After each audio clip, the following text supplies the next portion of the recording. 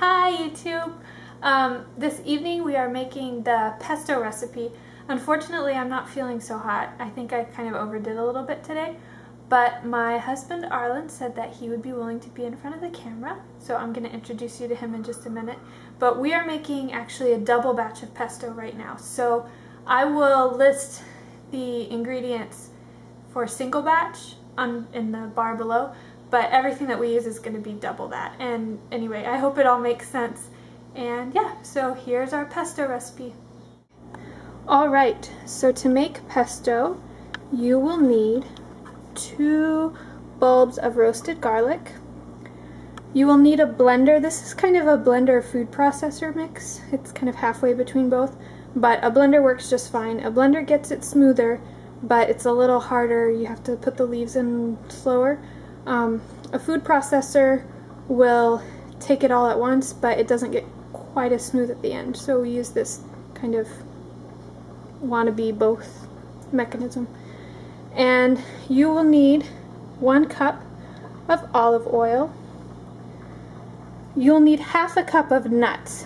Usually recipes call for pine nuts with pesto, but pine nuts are really expensive, and we actually like the way cashews taste better.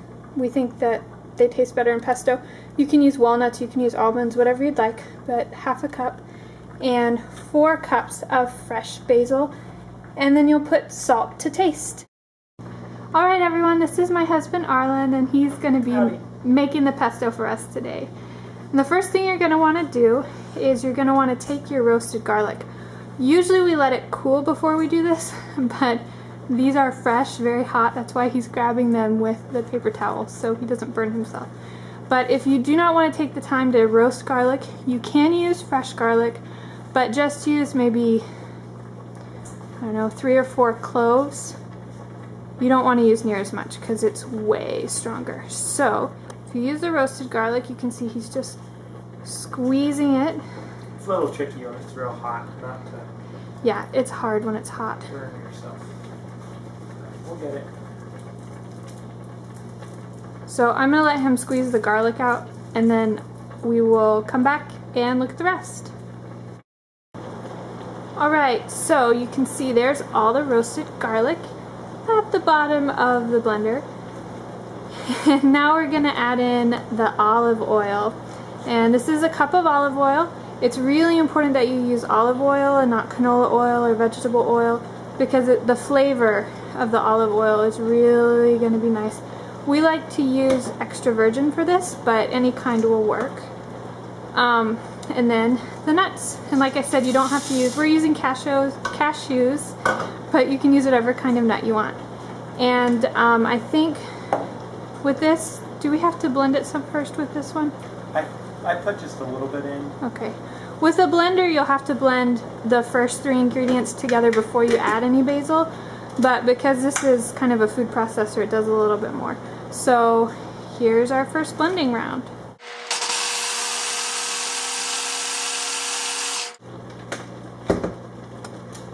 Alright, now all that's left is adding the rest of the basil and getting that blended really well.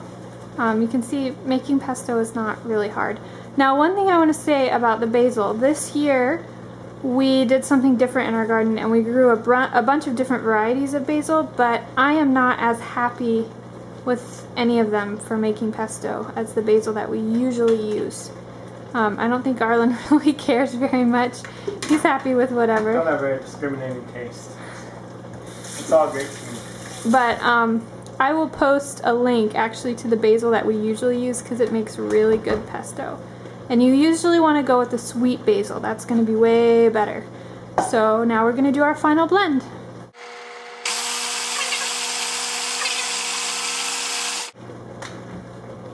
Okay, the last ingredient that we're going to add in here, you don't want to forget, and we're going to blend this up a little smoother too, I think. You want to make sure that you have salt. It's kind of depends on your own taste as to how much salt you put in, but we usually do, for this double batch, we do 1/4 of a teaspoon of salt. We might end up adding a little bit more, but you want to you need the salt just like with most things, salt is important in this recipe. So we're gonna add that, and I guess that wasn't our final blend before. We're gonna blend a little bit more, and then you'll see the finished pesto. And we really, like, as you're blending with just about any blender, you're gonna have to stop pretty regularly and push the stuff back down to the bottom again. So just kind of make sure.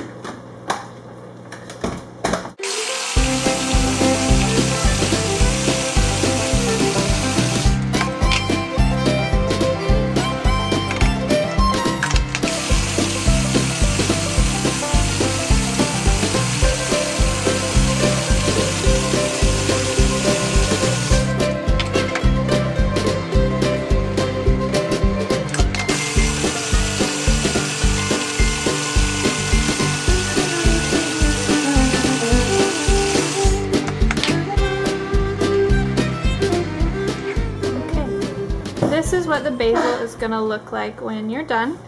I mean the pesto.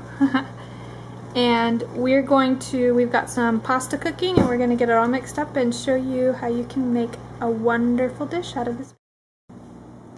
Okay, so here's our final dish. We mixed the pesto with about 2 pounds of pasta, and we added some fresh diced tomatoes in the middle. Usually we would spread the tomatoes out, but this dish is for a bunch of people and not everybody likes tomatoes, so we wanted to provide a way for them to get around them if they didn't like them. But this is our fresh garden pesto, and I hope that you get to try this recipe sometime and that you like it. Have a great day.